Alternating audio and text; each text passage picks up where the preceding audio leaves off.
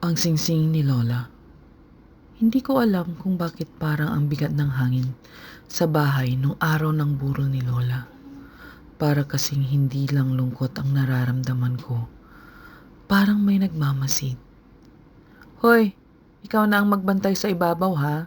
Matutulog na ako, sabi ni Kuya habang inaabot ang tasa ng kape. Tumango lang ako. 2:00 na ng madaling araw at tahimik ng buong bahay, maliban sa ihip ng electric fan at mahihinang hikbi ng tiyahin kong si Tita Luz sa gilid ng kabaong. Napatingin ako sa kamay ni Lola. Wala na ang singsing niya. Yung singsing na ginto na suot niya for as long as I can remember. Yung may maliit na emerald sa gitna. Nang sabi nila ay anting-anting daw yon sa buong angkan. Bigla akong kinabahan. Sa lahat ng araw, ngayon pa talaga nawala. Kuya, bulong ko habang inaakyat ang hagdan. Nakita mo ba yung singsing ni Lola?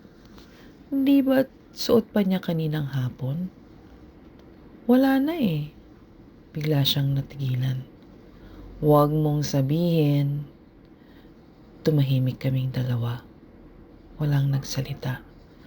Pero pareho kaming naisip ang posibleng sagot. Isa sa mga kamag-anak ang kumuha. At hindi dahil sentimental value. May ibang dahilan.